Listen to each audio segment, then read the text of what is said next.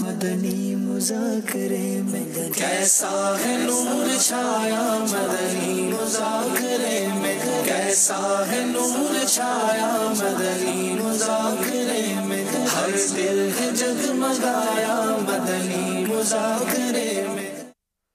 اعوذ باللہ من الشیطان الرجیم۔ اللہ کی پناہ مانگتا ہوں میں شیطان مردود سے۔ بسم اللہ الرحمن الرحیم۔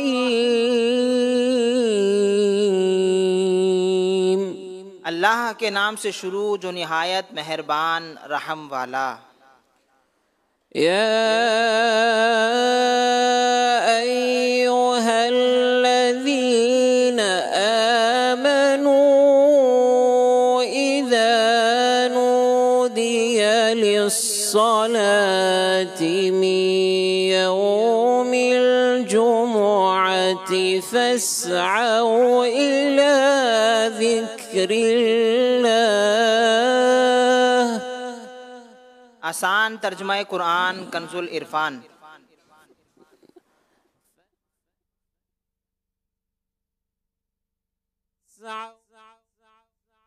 ذکر اللہ وذروا البیع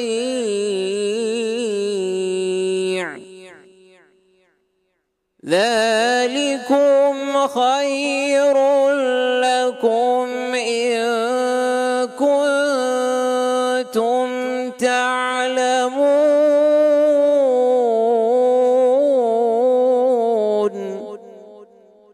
آسان ترجمہ قرآن کنز العرفان۔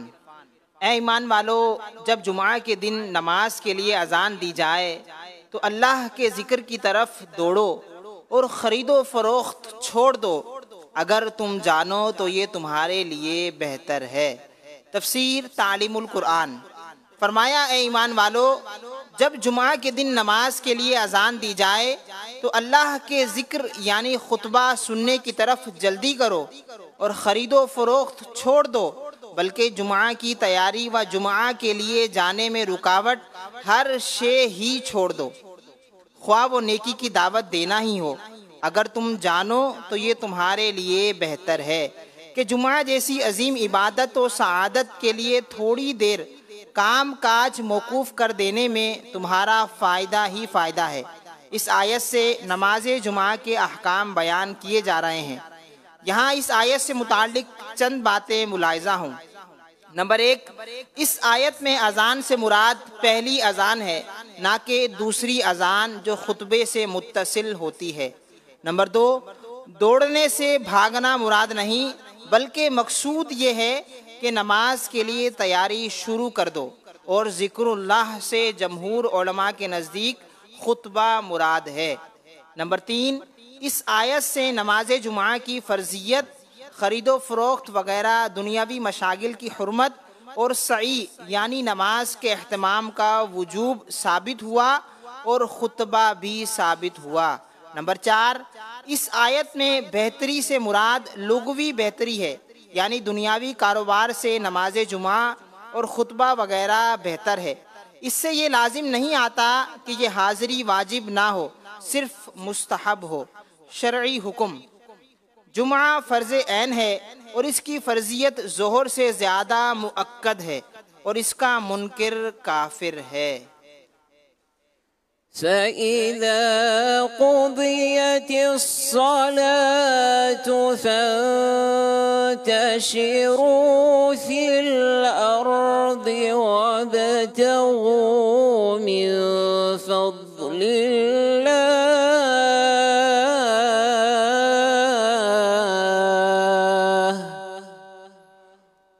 وَابْتَغُوا مِن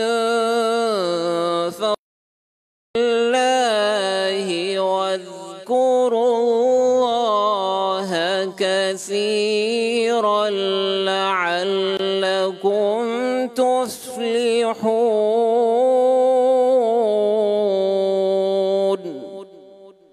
آسان ترجمہ قرآن کنز العرفان۔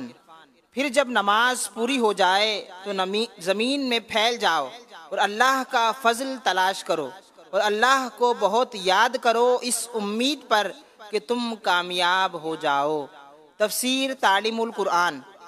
فرمایا کہ جب نماز پوری ہو جائے تو اب تمہارے لیے جائز ہے کہ معاش کے کاموں میں مشغول ہو جاؤ، یا علم حاصل کرنے، مریض کی عیادت کرنے، یا ان جیسے دیگر کاموں میں مشغول ہو کر نیکیاں حاصل کرو، اور نماز کے علاوہ بھی ہر حال میں اللہ تعالیٰ کو یاد کیا کرو تاکہ تمہیں کامیابی نصیب ہو۔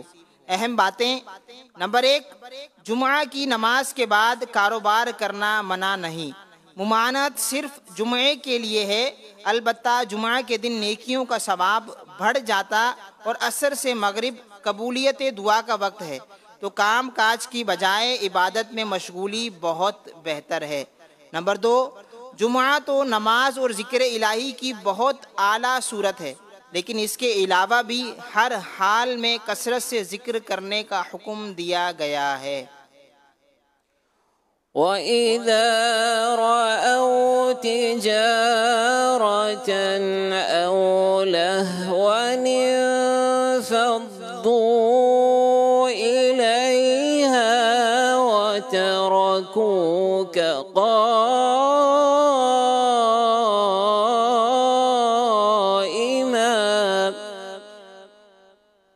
قُلْ مَا عِندَ اللَّهِ خَيْرٌ مِّنَ اللَّهْوِ وَمِنَ التِّجَارَةِ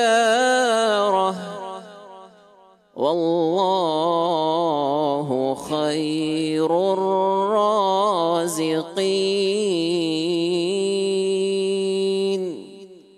آسان ترجمہ قرآن کنز العرفان۔ اور جب انہوں نے کوئی تجارت یا کھیل دیکھا تو اس کی طرف چل دیے اور تمہیں کھڑا چھوڑ گئے، تم فرماؤ جو اللہ کے پاس ہے وہ کھیل سے اور تجارت سے بہتر ہے، اور اللہ بہترین روزی دینے والا ہے۔ تفسیر تعلیم القرآن۔ شان نزول۔ ایک مرتبہ نبی کریم صلی اللہ تعالی علیہ وآلہ وسلم جمعہ کے دن کھڑے ہو کر جمعہ کا خطبہ ارشاد فرما رہے تھے کہ اچانک مدینہ طیبہ میں ایک تجارتی قافلہ آ پہنچا، تو رسول اللہ صلی اللہ علیہ وآلہ وسلم کے اصحاب اس کی طرف چل دیے، حتیٰ کہ 12 آدمیوں کے سوا مسجد میں کوئی بھی باقی نہ بچا۔ اس وقت یہ آیت نازل ہوئی جس کا خلاصہ یہ ہے کہ اے حبیب، جب انہوں نے کسی تجارت کے بارے میں جانا یا کھیل کے بارے میں سنا تو اس کی طرف چل دیے اور آپ کے خطبے کی حالت میں منبر پر کھڑا چھوڑ گئے آپ ان سے فرما دیں جو نماز کا اجر و ثواب اور نبی کریم صلی اللہ علیہ وآلہ وسلم کی خدمت میں حاضر رہنے کی برکت و سعادت ہے، جو در حقیقت اللہ تعالیٰ کے پاس ہے، وہ کھیل اور تجارت سے بہتر ہے، اور چونکہ اللہ تعالیٰ بہترین روزی دینے والا ہے اس لیے تم اسی کی طرف چلو اور اسی سے رزق طلب کرو۔ اہم باتیں۔ نمبر 1، جب یہ واقعہ رونما ہوا اس وقت بہت تنگی اور مہنگائی کا دور تھا، اور صحابہ کرام رضی اللہ عنہم اس خیال سے چلے گئے تھے کہ کہیں اجناس ختم نہ ہو جائیں۔ نیز اس آیت کے نزول سے پہلے اس طرح کے فعل سے کہیں منع بھی نہیں کیا گیا تھا، تو حکم کے نزول سے پہلے ایسا کرنا کوئی گناہ نہیں تھا۔ اسی لیے اس آیت میں اللہ تعالیٰ نے ان کی تربیت فرمائی کہ ایسا کرنا ان کی شان کے لائق نہیں، لہٰذا ان کے اس فعل پر کوئی اعتراض نہیں کیا جا سکتا۔ نمبر 2، اس سے ثابت ہوا کہ خطیب کو کھڑے ہو کر خطبہ پڑھنا چاہیے۔ صدق اللہ العظیم۔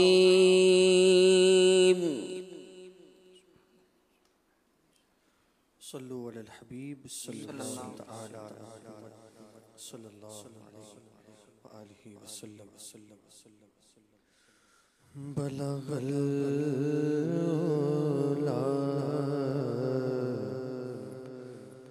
بکمال بلغ العلا بکمال کشف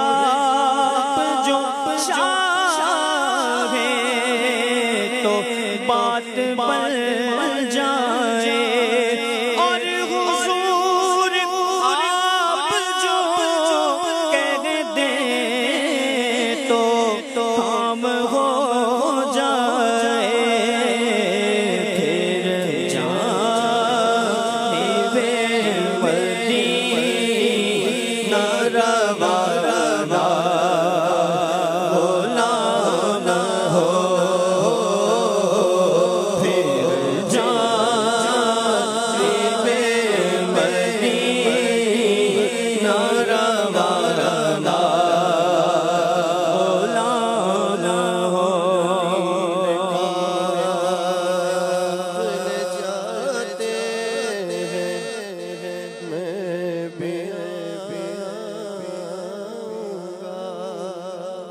مدینے قافلے جاتے ہیں میں بھی آؤں گا حضور کتنے ہی آتے ہیں میں بھی آؤں گا غلام آپ کے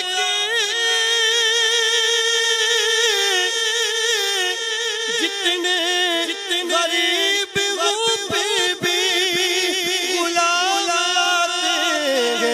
جاتے ہیں میں بھی آؤں گا ایک بار پھر کر میں شہر انام ہو ایک بار پھر کر میں شہر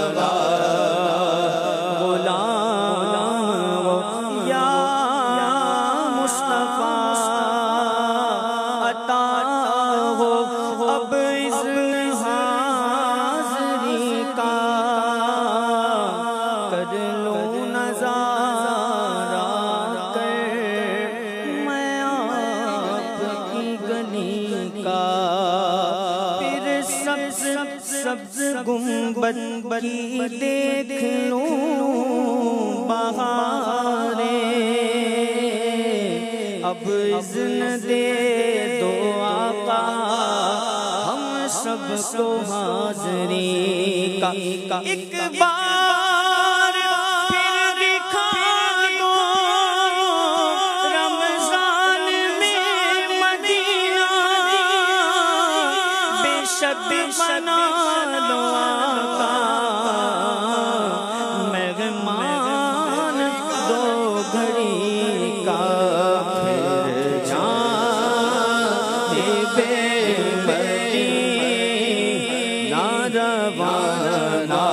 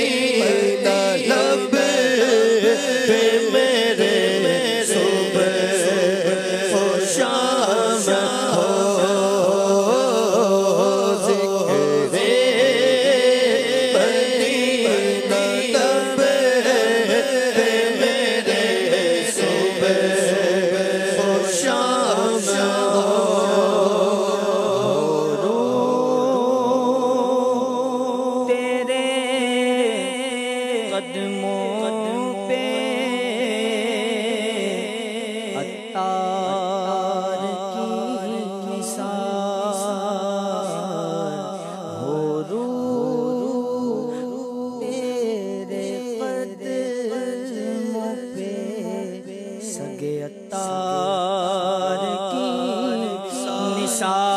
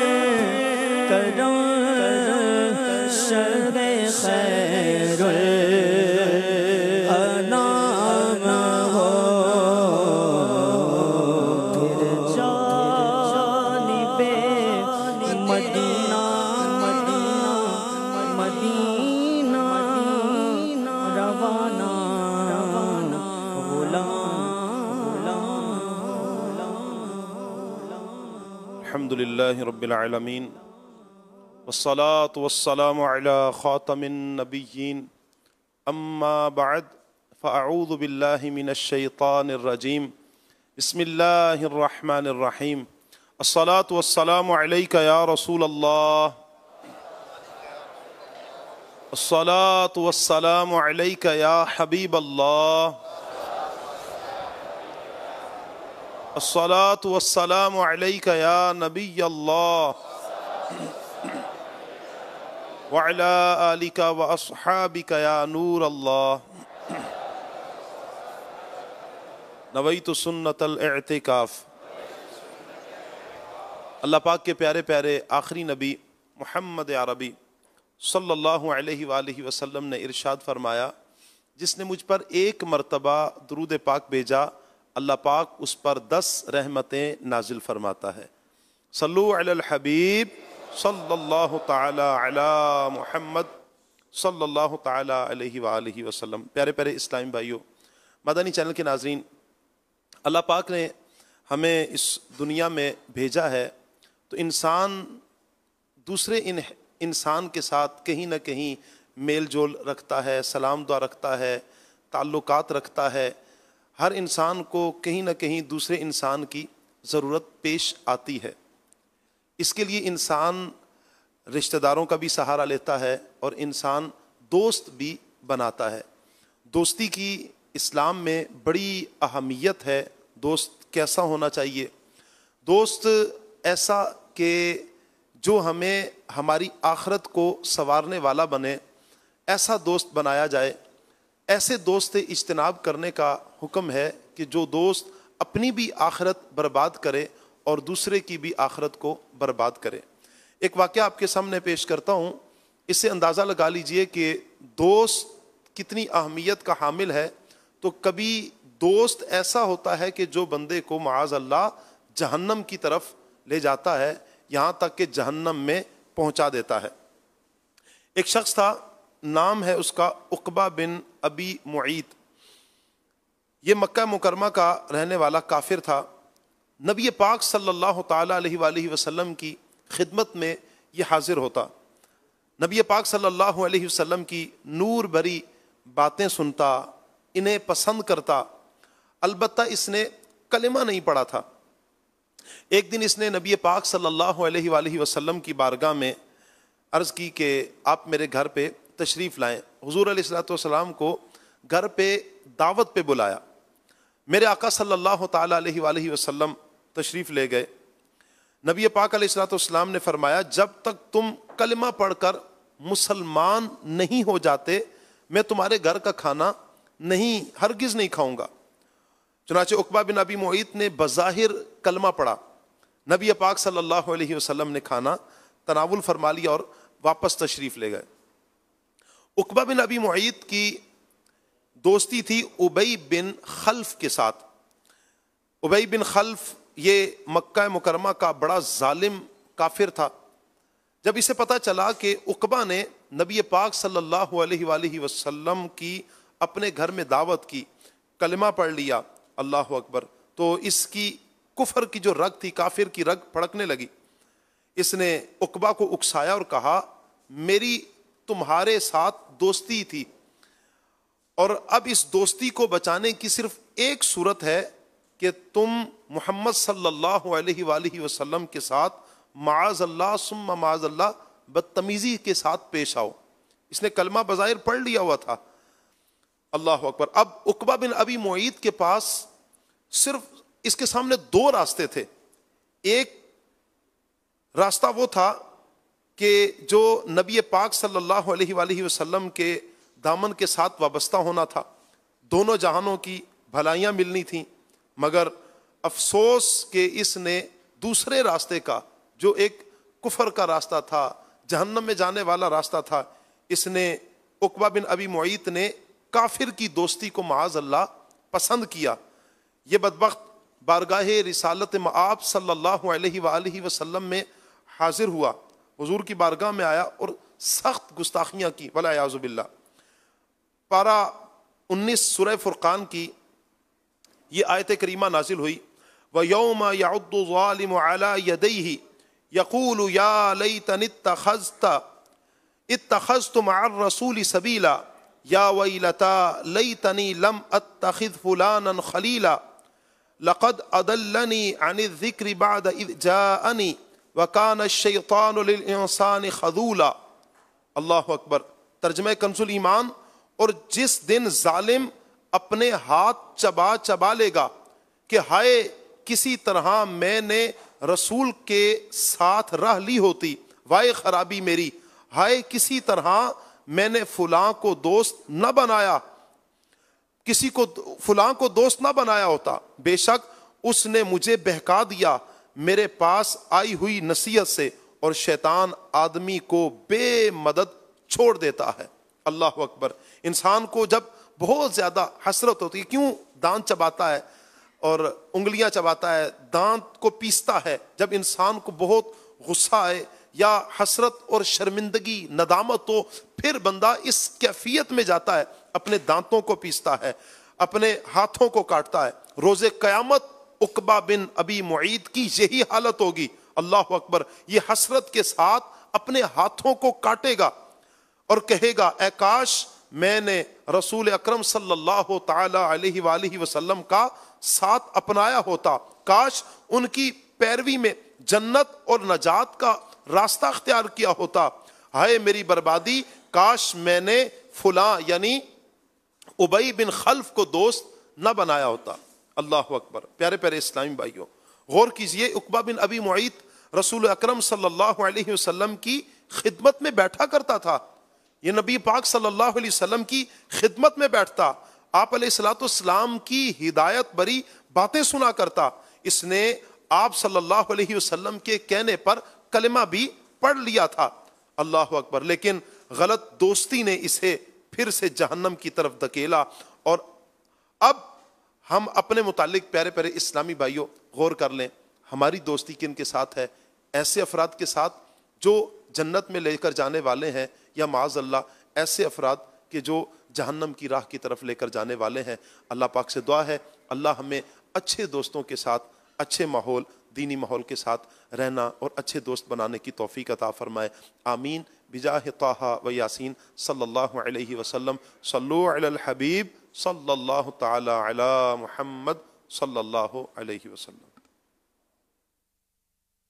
یہ شب مبارک نجات والی، نہ رہنا تم رحمتوں سے خالی، براءتوں کے پیام لائی، نہ جائے خالی کوئی ہم کتابوں سے تو پڑھتے رہتے ہیں لیکن وہ صحبت کا اثر اور وہ ماحول کا اثر لینے کے لیے ہم یہاں آئے. میں بائی پروفیشن ٹیچر بھی ہوں. میں آج صبح کلاس میں اسپیشلی درس دے کے آیا ہوں. اہمیت بتائیے, اصل میں ہمیں جو ہے نا اجاگر کرنا ہے اپنی جو یوتھ ہے, اسپیشلی چھوٹے بچوں پہ کام کرنا ہے, انہیں اس رات کی قدر بتانی ہے. میں جو بیاں اور بابا جی کی جو باتیں سنے مستفید ہو گیا. جو وقت گزرے ہے وہ تو میں سمجھتا ہوں کہ ویسٹ ہو کے ضائع ہوئے مجھ سے. ہم خوش نصیب سمجھتے اپنے آپ کو کہ اس بڑی رات مبارک رات میں ہم فیضان مدینہ آئے اور کچھ علم سیکھنے آئے ہیں. انشاءاللہ اس پہ عمل کرنے کی کوشش کریں گے. جو بات فیضان مدینہ میں وہ کسی میں بھی نہیں ہے, دل کو سکون ملتا ہے. اٹریکشن ہے بڑی. دعوت اسلامی ایک بہت اچھا ادارہ ہے. آج بڑی رات ہے, اس کی نسبت سے ہم یہاں پر آئے ہیں. ہم کچھ سیکھنے آئے ہیں تاکہ ہم سیکھ کے لوگوں کو بتانا چاہ رہے ہیں, دعوت آگے بڑھانا چاہ رہے ہیں. شب برات کی جو ساتھ ہوتی ہے وہ بخشش کے لیے, توبہ کے لیے, یہ بہت ضروری ہے. انسان کو جو ہے نا توبہ کرنی چاہیے آج کی رات. میں ابھی مدنی چینل دیکھ کے ہی آ رہا ہوں, وہاں پر میں یہ بیانات سن رہا تھا تو ایک شوق جیسا پیدا ہوا کہ قریب سے جاؤں, اس محفل میں بیٹھوں تاکہ اجتماعی دعا ہو, ذکر اذکار ہو, دل کو سکون ملے. یہاں پر آنے کا یہ فائدہ ہے کہ نوافل کی سعادت ملتی ہے. ایک سنت بھی انسان اگر اپنی زندگی میں اس کو اپنا لیتا ہے نا تو زندگی سنور جاتی ہے. تو ادھر سیکھنے سکھانے کو بہت کچھ ملتا ہے الحمدللہ. اور ان کی صحبت کیا ہی ملتی ہے کہ جب ان کو دیکھتے ہیں تو خود بخود ایک نیکی کرنے کا جذبہ ملتا ہے. آپ دیکھیں نا, ابھی بہت سارے لوگ ہوں گے جو باہر ہوٹلوں پہ بیٹھے ہوں گے, الٹی سیدھی باتیں کر رہے ہوں گے, گناہ کے کام کر رہے ہوں گے. اس سے بہتر یہاں اللہ کی راہ میں گزاریں تو ثواب ہی ثواب ہے نا. سب سے جو خاص بات جو مجھے لگتی ہے وہ ایک اللہ کے ولی کی زیارت ہے یہاں پر, امیر علیہ سنت دامت برکاتہم اللہ. الحمدللہ میری پوری کوشش ہوتی ہے کہ میں مدنی مذاکرے میں حاضر ہوتا رہوں اور میں دوسروں کو بھی دعوت دیتا رہتا ہوں. نماز پڑھیں, اللہ کا ذکر کریں, اس میں ہی ہے جو بھی ہے. خوف خدا جتنا نصیب ہو اس بندے کو وہ کامیاب ہے. بالکل اس نوجوانوں کو جو اتنا تربیت کی جاتی ہے دینی ماحول میں, وہ یہی ملتا ہے ہمیں. امیر اہل سنت کے بارے میں بس یہ کہیں گے کہ انہوں نے لاکھ جوانوں کی جوانیاں جو ہے نا ان کو سدھار دی ہے. جو لوگ گھروں میں گزار رہا ہے, بزنس میں گزار رہا ہے, کہیں اور گزار رہا ہے, یقین جانو فیضان مدینہ چڑھ کر اس طرح کا اچھے جگہ, اس طرح کا مستفید ہونے کا جگہ ہمیں نہیں مل پاتا. پورے سال ہم نے کتنے گناہ کیے ہیں, صلاۃ و تسبیح کی برکت سے ہمارے اللہ گناہ معاف کر دے اور ہمیں دوبارہ زندگی میں اچھے عمل کرنے کی توفیق دے دے. ایک اچھا ذہن بنتا ہے ماشاءاللہ. امیر اہل سنت کی تربیت, ان کی سوچ, لوگوں کی اصلاح کرنا, ہم ان سے بڑے متاثر ہیں. لوگوں کا دل نہیں دکھانا چاہیے, نماز قائم کرنی چاہیے اور جو ہے صلہ رحمی کرنی چاہیے. اچھا ہی سیکھنے کو ملتا ہے یہاں سے, اچھا ہی کچھ لے کے جاتے ہیں. دنیا جو ہے نا اس میں کچھ بھی نہیں ہے, جو کچھ ہے اللہ کے راستے میں ہے. اللہ کی رضا میں راضی رہو, رسول کی جو ہے نا اطاعت کرو. انہی محفلوں میں آئے, گھروں میں بیٹھنے سے کوئی فائدہ نہیں ہے. اب میں بھی بیٹھ سکتا تھا, میں بھی آیا ہوں وہاں سے ڈیوٹی کر کے, میں چلو تھکا ہوا ہوں بیٹھ جاؤں گھر پہ, اچھا مدنی چینل پہ دیکھ لیتا ہوں. نہیں, ایک سائن آتا ہے ہمیں اپنے اور اپنے لوگوں کی اصلاح کی کوشش کرنی ہے اور اسی وجہ سے آتے ہیں. اور یہی بات سیکھنے کے لیے ہم آتے ہیں کہ ہم اصلاح خود کریں اور ہم لوگوں کی بھی اصلاح کریں. اپورچونٹی ہے یہ ہمارے پاس, دعوت اسلامی کے ساتھ ہم اٹیچڈ ہو جائیں اور دعوت اسلامی کے ماحول کو جوائن کر لیں, اور اسی میں یہ ہمارے لیے جو ہے نا کامیابی ہے. رمضان میں اگر اللہ مجھے موقع دے تو میں اپنے پورے رمضان کے جو وقت ہے میں یہاں پہ گزار دوں.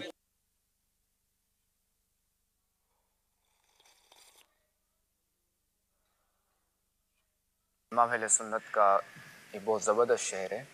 ایک ٹھوکر میں احد کا زلزلہ جاتا رہا, رکھتی ہے کتنا وقار, اللہ اکبر ایڑیاں.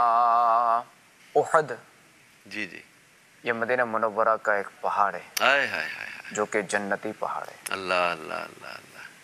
اور وقار بھی سب سمجھتے ہیں کہ قدر و منزلت, ایڑیاں بھی سب سمجھتی ہیں کہ ٹھوکر بھی سمجھتے ہیں کہ مارنا. تو اس پہ جو ہے نا وہ سید اعلیٰ حضرت امام اہل سنت رحمۃ اللہ تعالیٰ علیہ کا یہ ہے کہ خاتم النبیین صلی اللہ تعالیٰ علیہ وآلہ وسلم کی جو مبارک ایڑیاں ہیں نا, جی جی, اس قدر عظمت و جلال رکھتی ہیں کہ ان کی ایک ٹھوکر سے احد کا جو ہلنا جو ہے نا, احد کا جو زلزلہ ہے نا ختم ہو جاتا ہے اور وہ بالکل ٹھہر جاتا ہے. خاتم النبیین صلی اللہ تعالیٰ علیہ وآلہ وسلم مسلمانوں کے پہلے خلیفہ, دوسرے خلیفہ اور تیسرے خلیفہ کے ساتھ ایک بار جو ہے نا وہ احد شریف پر تشریف لے گئے. صحیح. حضرت ابوبکر صدیق تھے, حضرت فاروق اعظم اور حضرت عثمان غنی, بترتیب جو وہ تینوں خلیفہ ساتھ تھے. اب جب آپ علیہ السلام اس پہاڑ پر تشریف لے گئے احد شریف پر, تو وہ ہلنے لگا, وہ مسرت سے ہلنے لگا, خوشی کے مارے ہلنے لگا. اللہ اللہ. تو آپ علیہ السلام نے اس سے ٹھوکر مار کر فرمایا, اے احد ٹھہر جا, کیونکہ تیرے اوپر ایک نبی، ایک صدیق اور 2 شہید ہیں۔ اللہ اللہ اللہ اللہ۔ مفتی احمد یار خان نعیمی رحمۃ اللہ تعالی علیہ حدیث پاک شرح میں فرماتے ہیں کہ معلوم ہوا کہ اللہ کریم کے جو مقبول بندے ہیں وہ ساری خلقت یعنی شجر و حجر سب کے جو نا وہ محبوب ہوتے ہیں، پیارے ہوتے ہیں۔ شجر سے مراد درخت، درخت، ہاں، پتھر، پہاڑ سب کے وہ محبوب ہوتے ہیں۔ اللہ اکبر۔ یعنی کہ ہمارے آقا علیہ الصلوۃ والسلام، ہم تو ہمارے آقا کرتے ہیں نا، ہمارے محبوب ہمارے حبیب کہتے ہیں نا، ہمارے آقا ہمارے آقا، تو یہ ہمارے تو آقا ہیں ہی۔ جی جی۔ پہاڑ بھی ان سے محبت کرتے ہیں، اللہ اکبر۔ درخت بھی ان سے محبت کرتے ہیں، جانور بھی ان سے محبت کرتے ہیں۔ اللہ اکبر۔ یہ ذرا اختیار مصطفیٰ ہے، بے شک۔ ایک جنا طاقت مصطفیٰ یہاں کہیں گے کہ مصطفیٰ کریم صلی اللہ تعالیٰ علیہ وآلہ وسلم کی ایک طرف طاقت ہے، جی جی جی، اور ایک طرف یہ کہ احد پہاڑ کی محبت ہے کہ یہ پہاڑ ہلنے لگا تو آپ علیہ الصلوۃ والسلام نے اسے ساکن کر دیا۔ اللہ، جو احد پہاڑ پتھر ہو کے محبت کرے تو جنتی ہو جائے، بالکل، تو اگر امتی ہو کر کوئی محبت کرے تو کیوں جنتی نہ ہو؟ اللہ اکبر کبیر۔ اللہ کریم ہمیں اس محبت پر استقامت عطا فرمائے، آمین۔ اسی پر ہمارا خاتمہ فرمائے کہ یہی محبت ہے نبی کی محبت جو کہ جنت میں لے کے جائے گی، نجات کا ذریعہ بنے گی، پل صراط سے گزارے گی۔ اللہ اکبر۔ اور جس کے دل میں چونکہ محبت نہیں، محبت رسول نہیں، تو وہ بھی مسلمان نہیں ہو سکتا۔ کہ کوئی لاکھ دعویٰ کرے کہ میں اللہ کو مانتا ہوں، اللہ کے حبیب کو نہیں مانتا، معاذ اللہ۔ سر کچھ بھی الحمد للہ رب العالمین والصلاة والسلام علی خاتم النبیین، اما بعد فاعوذ باللہ من الشیطان الرجیم، بسم اللہ الرحمن الرحیم، الصلاة والسلام علیک یا رسول اللہ وعلى آلك وصحابك يا حبيب الله، الصلاة والسلام عليك يا نبي الله وعلى آلك وصحابك يا نور الله، نويت سنة الاعتكاف۔ جب کبھی داخل مسجد ہونے کی سعادت پائے، اعتکاف کی نیت ضرور فرمائیں۔ نیت دل کے ارادے کو کہتے ہیں، دل ہی میں نیت کر لیجئے میں نے سنت اعتکاف کی نیت کی، آپ معتکف ہو گئے، دل میں نیت حاضر ہوتے ہوئے زبان سے بھی کہہ لیجئے، زیادہ اچھا ہے۔ یاد رکھیے مسجد میں کھانا پینا، سونا، سحری، افطار، آب زمزم شریف پینا، دم کیا پانی پینا، نیاز کھانا وغیرہ اسی صورت میں جائز ہوتا ہے جبکہ اعتکاف کی نیت کی ہو۔ نیت نہیں کی تھی تو افطار وغیرہ مسجد میں نہیں کی جا سکتی، البتہ اب نیت کر لیجئے، نہیں کیے تو، اور اب بے شک افطار وغیرہ بھی کر لیجئے۔ تاہم مناسب یہ کہ ثواب کے لیے اعتکاف کی نیت کی جائے اور کچھ ذکر و درود کر لیا جائے، چاہے تو 12 مرتبہ درود پاک پڑھ لیں، اب بھلے افطار وغیرہ کریں۔ صلو علی الحبیب صلی اللہ علیہ محمد۔ 1446 ہجری کے شعبان شریف کی آج 17ویں رات ہے۔ اس مناسبت سے رسالہ ضیاء درود و سلام سے فرمان آخری نبی صلی اللہ تعالی علیہ وآلہ وسلم نمبر 17۔ مجھ پر درود پاک کی کثرت کرو، بے شک تمہارا مجھ پر درود شریف پڑھنا تمہارے لیے پاکیزگی کا باعث ہے۔ صلو علی الحبیب صلی اللہ علیہ محمد۔ ہفتہ وار مدنی مذاکرے کا سلسلہ ہے، آپ سوالات کیجئے، ہر سوال کا جواب وہ بھی بالصواب، یعنی درست دے پاؤں، یہ ضروری نہیں، بھول کرتا پائیں فوراً میری اصلاح فرمائیں، مجھے آئے بائیں شائع کرتا اپنے کہے پر بلا وجہ، اڑتا نہیں भूल होने की सूरत में शुक्रिया के साथ कबूल करता पाएंगे। सल्लु अलल हबीब सल्लल्लाहु अलैहि वसल्लम।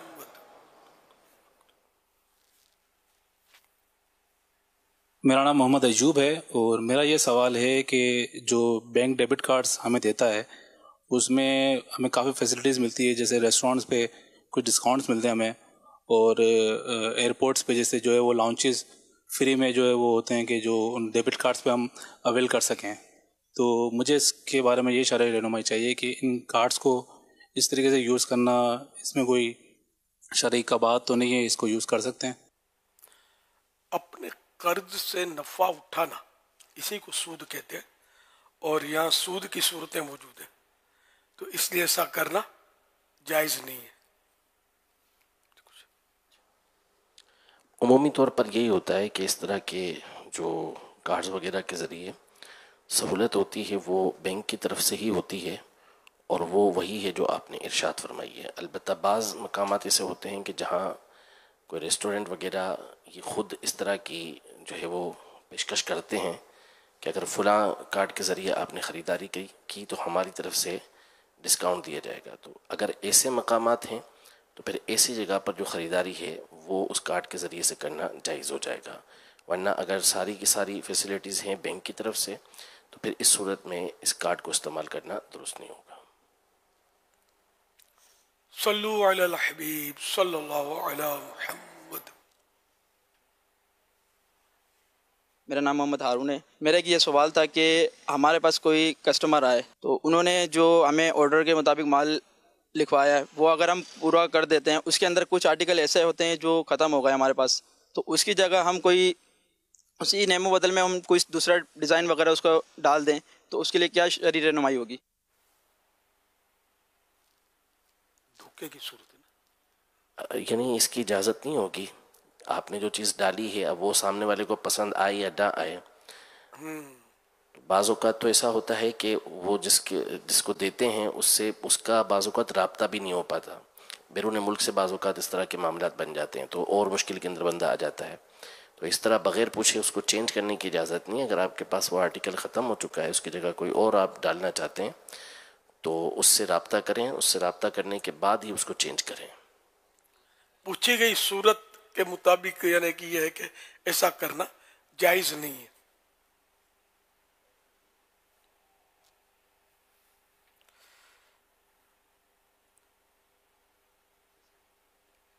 मेरा नाम नदीम अतारी है। अमीर अहले सुन्नत से मेरा सवाल ये है कि वज़ू के लिए पानी ख़रीदा गया, वज़ू कर लिया गया, पानी वाली बोतल में पानी बच गया, क्या उस पानी को खड़े होकर पीने की सूरत में सवाब मिलेगा? बराए करम रहनुमाई फरमा दें। वज़ू का बचा हुआ पानी किसी लोटे में या बर्तन में वज़ू किया है, अब वो बच गया तो उसको खड़े होकर पानी पीना मुस्तहब है, और सवाब की नीयत से अगर अमल करते हैं मुस्तहब पर तो सवाब भी मिलेगा। वल्लाहु तआला अअलम व रसूलुहु अअलम। अज़्ज़ा व जल्ल व सल्लल्लाहु तआला अलैहि व आलिहि वसल्लम। सल्लु अलल हबीब सल्लल्लाहु अलैहि मुहम्मद सल्लल्लाहु अलैहि वसल्लम। सोशल मीडिया के ज़रिए सवालात का सिलसिला है। वसीम शहजाद हैं, ये सवाल कर रहे हैं, मर्द के लिए चांदी की अंगूठी पर सोने की पॉलिश कराकर इस्तेमाल करना कैसा है, और क्या मर्द चांदी की अंगूठी में डायमंड लगाकर इस्तेमाल कर सकता है? मुलम्मा जायज़ तो है ना। हाँ, चांदी की अंगूठी पर सोने का पानी चढ़ाकर पहनना मर्द के लिए जायज़ है। तहम उलमा सुलहा और वो लोग ना पहने पेशवा तरह के जिनसे लोग दलील पकड़ते हैं, वरना ये देखते ही बोलेंगे अरे मौलाना ने सोना पहन लिया, सोने की अंगूठी पहन ली। तो इसलिए अवाम को भी तो बच्चे तो हरज क्या है, ऐसे गलत फहमी फैलेगी तो ना पहने बच्चे इससे। ताम अगर कोई मर्द पहनता है तो उसको गुनाहगार नहीं कहेंगे। और डायमंड तो जरूरी है, जबकि अंगूठी चांदी का वजन जो उस अंगूठी के, मर्द की अंगूठी की बात है कि 4.5 माशे से कम हो, उसमें तो एक नग होना जरूरी है। डायमंड भी लगा सकते हैं, तो डायमंड का वजन की कोई कैद नहीं है, और एक ही लगा सकते हैं, एक से ज्यादा नहीं लगा सकते। औरत के लिए कोई कैद नहीं है। सल्लु अलल हबीब सल्लल्लाहु अला मुहम्मद सल्लल्लाहु अलैहि वसल्लम। अच्छा, अभी जो डेबिट कार्ड के इस्तेमाल की वजह हवाले से बात हुई है, तो बैंक वाली जो सूरत है उसमें भी उलमा का अब कसीर इख्तिलाफ है। अगर तो मशरूत तौर पर होता है तो मुतनी कंडीशंस हैं उसके अंदर लगी हुई कि ये इस पर ये सहूलत देंगे, तो ये जायज़ नहीं है। अगर वो अनकंडीशन हो, मशरूत ना हो वो, तो फिर इस सूरत में भी अक्सर उलमा इसी पर हैं कि इसको इस्तेमाल नहीं किया जाएगा, जबकि वो फैसिलिटी हुकूमत की बैंक की तरफ से दी गई हो। अगरचे कि बाज़ उलमा इस पर कलाम करते हुए इजाज़त देते हैं, लेकिन यहाँ सूद का मामला है, आफियत इसी के अंदर है कि फिर इसको इस्तेमाल ना किया जाए। ये हमारा जवाब बाकी रखना है या नहीं रखना है? मैंने इस्तेमाल किया, इसको शामिल कर दें, निकाल लेते हैं ये तो। हाँ, इस सवाल का जवाब जो दिया था ना कार्ड का, इसको एडिट कर दें और इस जवाब को काफी ना समझे, बल्कि दारुल इफ्ता अहले सुन्नत से रुजू करें इंशाअल्लाह करीम। खुज़ैमा सवाल कर रहे हैं सोशल मीडिया के ज़रिए, मीरपुर ख़ास से इनका सवाल मौसूल हुआ है, क्या जुमा की भी कज़ा होती है? अगर किसी शख्स का जुमा निकल जाए तो अब वो क्या करे? जुम्मे की नमाज शहर में, पूरे शहर में कहीं भी अगर ना मिली, अगर मिलती है तो मुकीम के लिए तो ये फ़र्ज है कि उसको वहाँ अदा करे, और अगर कहीं भी नहीं मिल रही तो नहीं मिली तो अब इस सूरत में जोर पड़े बगैर जमाअत के।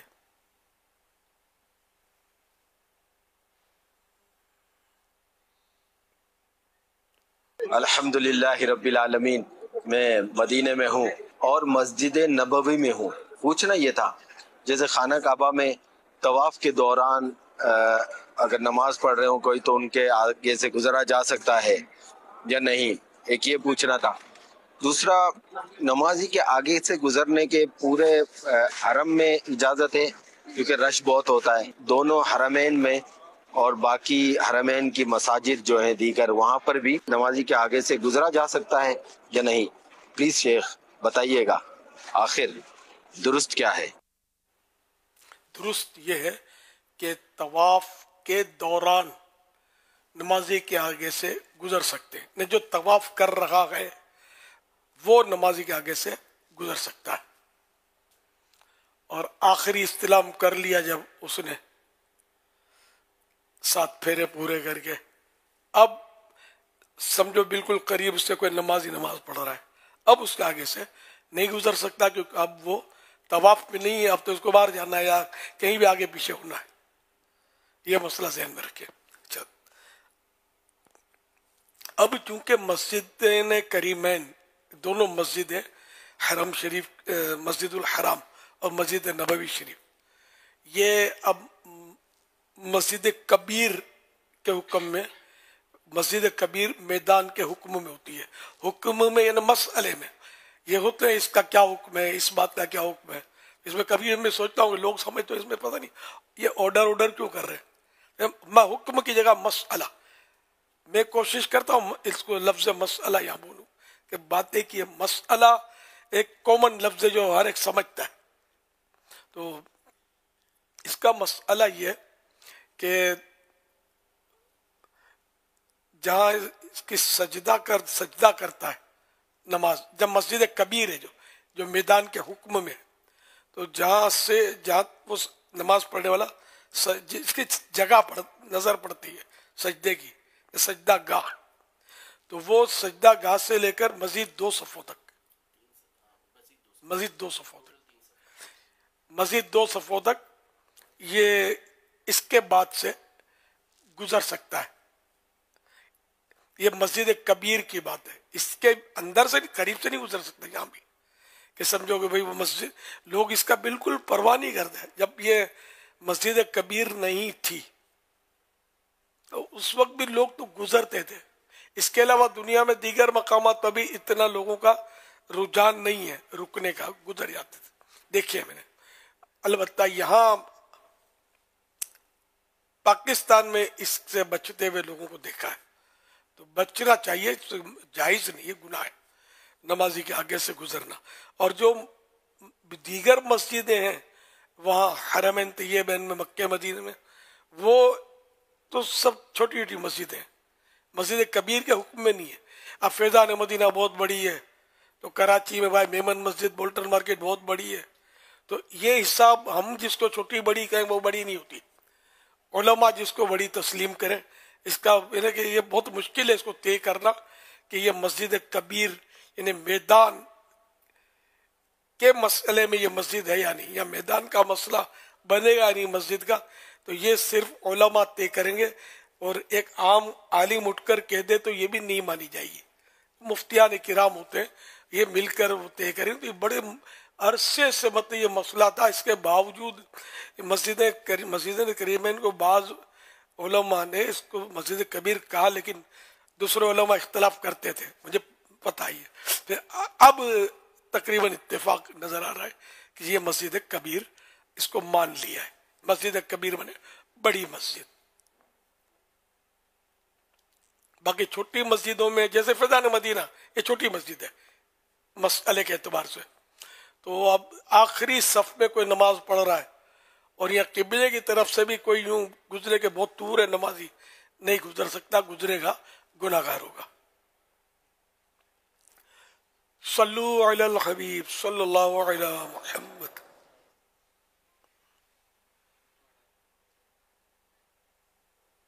रिजवान अत्तारी हैदराबाद से अर्ज़ कर रहा हूँ, अमीर अहले सुन्नत की बारगाह में मेरा ये सवाल है कि सजदे में ज़मीन की सख्ती महसूस होना ज़रूरी है, तो इस ज़मीन की सख्ती सिर्फ पेशानी और नाक की हड्डी के लिए ज़रूरी है या दीगर अज़ा के लिए भी ज़रूरी है? इसी तरह सजदा तिलावत जब हम करते हैं तो जब 2 सजदे या 2 से ज़्यादा सजदे हम करते हैं तो इन 2 सजदों के दरमियान भी क्या एक मरतबा सुबहान अल्लाह कहने की मिक़दार ठहरना वाजिब है? बराए करम जवाब इरशाद फरमा दें, मेरे लिए और मेरी आल के लिए, मेरे वालिदैन के लिए भी साहब मग़फ़िरत की दुआ फरमा दें।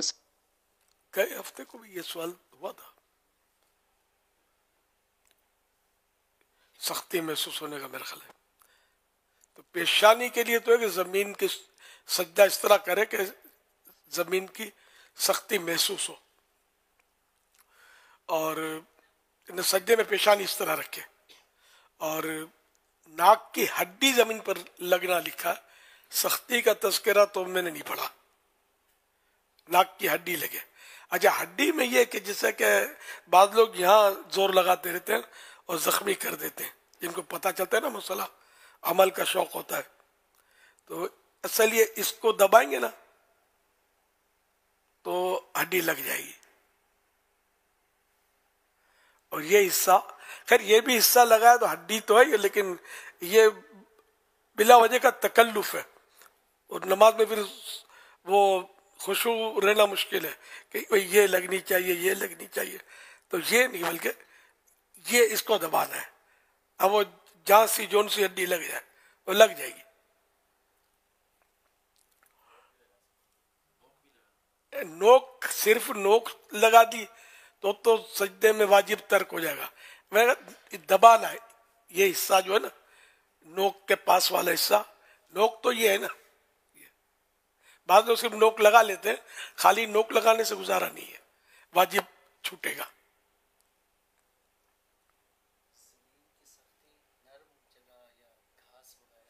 अब वो फिर उसके ज़िमनी मसाइल हैं कि जैसे कि पार्क में घास पर नमाज पढ़ी या गदेले पे नमाज पढ़ी, तो उसमें तो इतना दबाना होगा पेशानी को कि अब दबाएगा तो नहीं दबेगी, ताकत भर दबाना होगा कि अब दबाएगा तो नहीं दबेगी, तो सजदा होगा।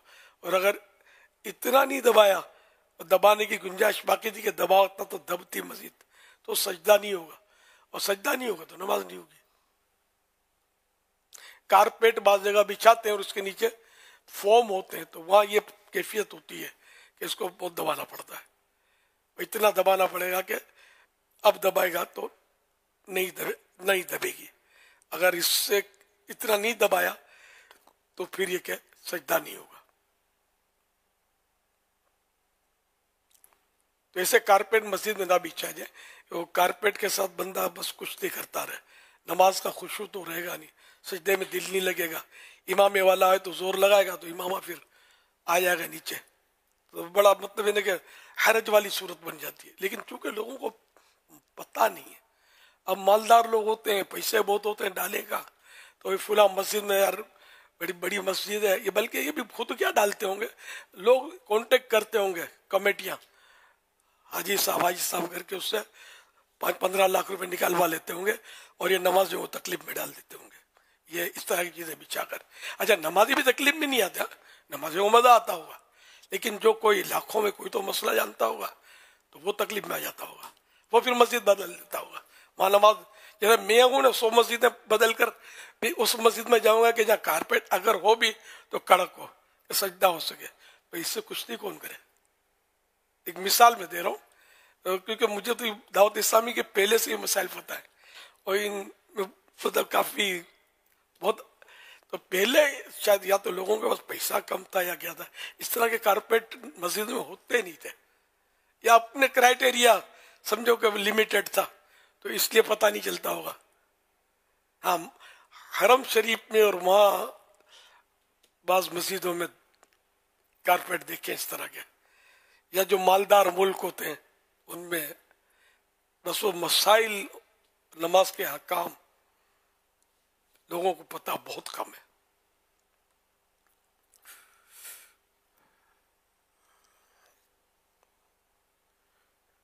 मसाजिद के कारपेट लेने वालों की अगर इस मामले में तरबियत हो जाए ना, क्योंकि कारपेट जैसे आपने कहा ना पहले की और आज में, क्योंकि टेक्नोलॉजी की वजह से, मशीनें चेंज होने की वजह से और जिस तरह के इस वक्त जो सूरत हाल बनती है तो हर चीज़ में एक जिद्दत लाई जाती है, तो फिर कारपेट को भी बड़ा ही उसको लेकर चला जाता है।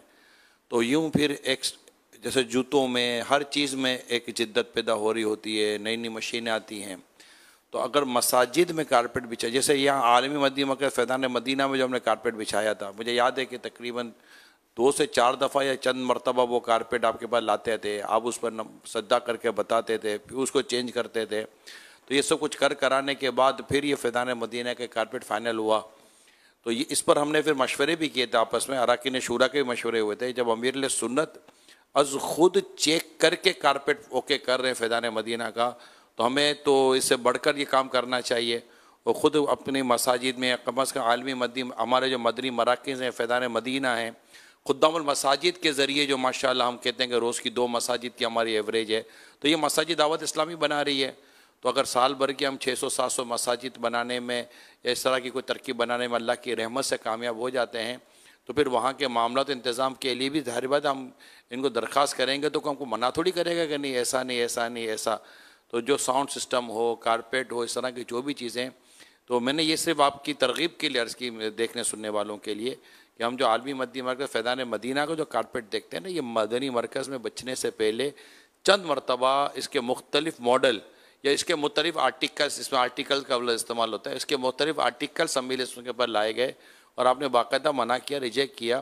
फिर नक्शो निगार वाले लाए जाते थे, आपने कहा इसमें भी नमाजी की तवज्जो बटेगी, तो ये इसका थोड़ा सा इसको और सख्त लाइए। तो ये करा कर फिर एक कारपेट फाइनल हुआ और ये अब आप फैज़ान मदीना में देख रहे हैं।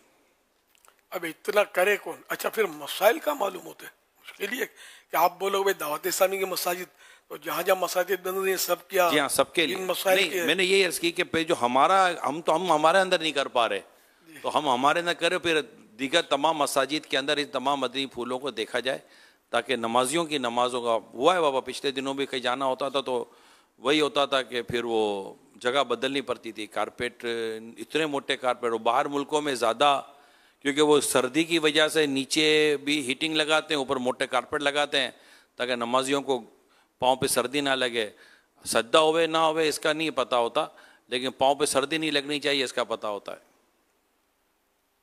फिर ये कि यहाँ जो आपने जिससे बताया कि मैंने भाई चंद बार रिजेक्ट किया, तो क्या और जगह भी ये कामयाब होगा तरीका? वह चल पे चल तू ही नमाजी है क्या, पहले ले लो कारपेट, एक तो तुमको पता है और तुम मुझे गले पड़ते हो, इसको बदली करो।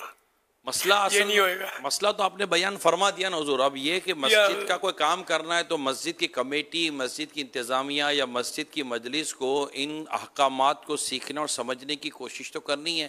کم از کم کچھ نہیں تو مسجد کے امام صاحب کو خدمت کا موقع دے دیں کہ امام صاحب کی تربیت ہو جائے. امام صاحب کو ہی پتہ ہوا نا, امام صاحب کے خود کے آگے کے 4 مصلے رکھے ہوئے ہیں کہ ایک مدینہ کے پاک کا, ایک مکہ پاک کا, ایک بغداد کا, پھر ایک بریلی شریف سے بھی آیا تھا.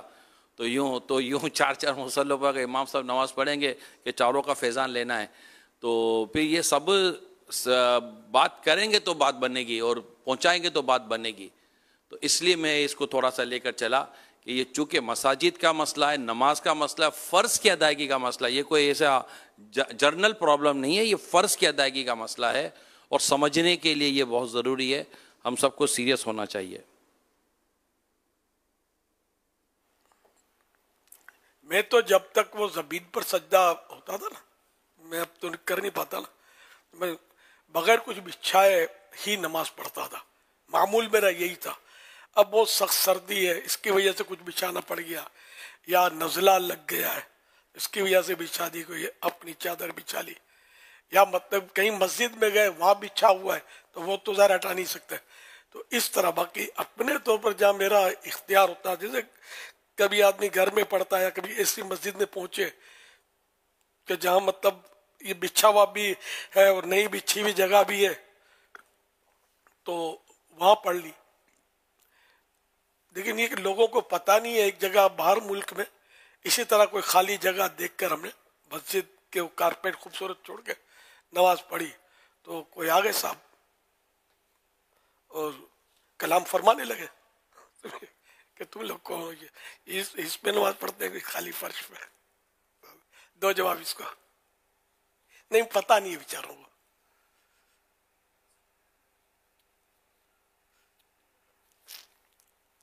صلو علی الحبیب صلی اللہ تعالی علی محمد. بات کو تھوڑا پورا کرو. یہ جو ذاتی دلچسپی لینا ہے نا مسجد کے معاملے میں, اس کو مہربانی کر کے تمام عاشقان رسول اس کو نوٹس کریں کہ جہاں جہاں ہمارے مطلب اختیارات ہیں یا جہاں ہماری ذمہ داری ہے, اور شرعاً ذمہ داری صرف والنٹیرلی یا رضاکارانہ آپ نے کہا کہ میں خدمت کرتا ہوں تنخواہ نہیں لیتا, لیکن جو ذمہ داری آپ نے وقف کے ادارے کی قبول فرما لی ہے تو اب آپ پر اس کی پوری ذمہ داری آتی ہے کہ وہاں پر تمام چیزوں کا جن کی شریعت نے ہمیں پابندی دی ہے اس کا اہتمام کرنا ہمارے لیے ضروری ہو جاتا ہے. تو اس میں ہمیں نوٹس کرنا چاہیے, چاہے لائٹوں کا مسئلہ ہو, کارپیٹ کا مسئلہ ہو, وضو خانے ہو, پانی کے مسئلے ہوں, جو بھی ہو, ذمہ داران, نگران اور جتنے بھی عاشقان رسول دیکھ اور سن رہے ہیں, ماشاءاللہ مدنی مذاکرے کی یہ برکت ہوتی ہے کہ ہمیں زندگی کے مختلف عنوانات پر اور ہمارے جو واسطے پڑھتے ہیں اس پر ہماری تربیت کی جاتی ہے. لیکن بس ہم ساتھ ساتھ ایک سوال ہمیں جو سنیں سرچ کر دیتا ہوں. یہ معاف کیجیے, ایک مسئلہ پہلے کچھ جو بیان ہوا نا نمازی کے آگے سے گزرنے کا, مسجد کبیر کا, مسجد اس میں تھوڑی اصلاح کی ضرورت ہے. تو وہ جواب تو ایڈٹ کرنا پڑے گا. اس کی جگہ نماز کے احکام, مکتب المدینہ کتاب ہے نماز کے احکام, پیج نمبر 116 سے 117. میدان اور بڑی مسجد میں نمازی کے قدم سے موضع سجود تک گزرنا ناجائز ہے. موضع سجود یعنی سجدوں کی جگہ سے مراد یہ ہے کہ قیام کی حالت میں سجدے کی جگہ نظر جمائے تو جتنی دور تک نگاہ پھیلے وہ موضع سجود ہے. اس کے درمیان سے گزرنا جائز نہیں. یا یہ اس کا مزید آگے لکھا ہے, موضع سجود کا فاصلہ اندازاً قدم سے لے کر, کھڑے ہوئے قدم ہے نا, قدم سے لے کر 3 گز تک ہے. لہذا میدان میں نمازی کے قدم کے 3 گز کے بعد سے گزرنے میں حرج نہیں. مکان اور چھوٹی مسجد میں نمازی کے آگے اگر سترا یعنی آڑ نہ ہو تو قدم سے دیوار قبلہ تک کہیں سے گزرنا جائز نہیں. تو یہ مسئلہ ضروری ہے, مطلب اس میں بھول ہو گئی ہے جو پہلے بیان کیا تھا. تو اس کی بالکل یعنی اس کو پورا نکال کر سوال کے ساتھ جواب میں یہ ایڈجسٹ کر دیں انشاءاللہ الکریم. تو میں یہ عرض کر رہا تھا حضور کہ ایک لفظ ہے حضور محتاط فی الدین اور ایک لفظ ہے احساس ذمہ داری. ان دونوں کو اگر ہم یکجا کرتے ہیں تو آپ اس کو کیسے بیان کریں گے کہ ایک شخص میں یہ دونوں خصوصیت کیسے آ جائیں کہ وہ محتاط فی الدین بھی ہو جائے اور اس کے اندر احساس ذمہ داری پیدا ہو, اور وہ جس کام کو دیکھے اول تو دیکھی اندیکھی نہ کرے, دیکھے اور اس کو یہ اندازہ ہو جائے کہ یار میری ذمہ داری ہے کہ میں اس کو روکوں, میں اس کو منع کروں, میں اس کو بدل دوں, میں اس کے جو اہل ہے یا جس کا ذمہ دار اس کو میں کہوں یوں ہی نہ چلا جاؤں کیونکہ یہ میری ذمہ داری ہے وغیرہ وغیرہ. یہ طبیعت یہ کیسے بندے کے اندر پیدا ہو جائے؟ اب محتاط فی الدین میں دین میں احتیاط کرنے والا. اب جیسے بعض لوگ تو بڑی احتیاط کرتے ہیں کہ یہ مسئلہ کیا ہے یار پتہ نہیں ہے, تو مفتی صاحب سے پوچھ لیا, یہ حاضر ہو گئے, معلوم کر دیا, یا کتاب دیکھی نکال دیا, اچھا یہ مسئلہ یوں ہے. اور اب رہا یہ کہ وہ احساس ذمہ داری ہے تو کر الگ ہے, اس کا تعلق محتاط فی الدین سے ہر صورت میں نہیں ہے. لیکن اب اگر کسی کی جیسے مسجد کا متولی ہے وہ محتاط فی الدین ہونا ہی چاہیے. اب وہ اس مطلب چلتا پھرتا پرزا ہوگا, یار سب چلتی ہے یار, اب مولانا کیا سمجھے یار, ہماری زندگی گزر گئی مسجد کی خدمت کرتے کرتے, ہم تو یوں ہی کرتے ہیں. تو یہ نہ چلے, بلکہ اس کے لیے تو اور بھی بہت شرائط ہیں.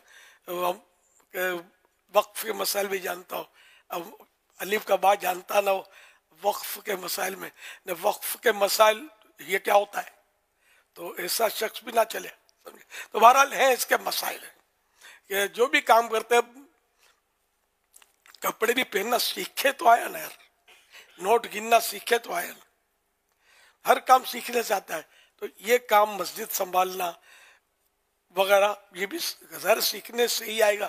خود بخود کیسے القاء ہو جائے گا, خود بخود کیسے آ جائے گا سب کچھ. مطالعہ کریں گے, علماء سے پوچھیں گے, مفتی صاحبان سے پوچھیں گے, اور پوچھ کر آدمی مطلب اور پڑھ کے اور سیکھتا ہے.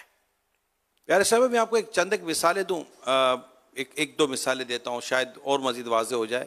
اب امیر سنگ کے ساتھ کہیں جا رہے ہیں, اب مسجد ہے یا یہ جہاں ہم بیٹھے ہوئے ہیں نا, یہاں مسجد ہے, مسجد سے متعلق جگہیں ہیں, فنائے مسجد ہے, اسٹوڈیو ہے, یہ ساری جگہیں, یہاں پورا ایک مدنی مرکز بنا ہوا ہے, اوپر نیچے آگے پیچھے. اب کہیں کوئی چیز بچھی ہوئی ہے, بارش ہو رہا ہے, بارش ہو گئی ہے, پانی ہے, اب کوئی بچھا ہوا ہے اس کے لیے, اب فوراً پاؤں رکھتے وقت خیال آئے گا کہ یار یہ نماز کی دری ہے یا کیا ہے, یہ صف تھی یا کیا.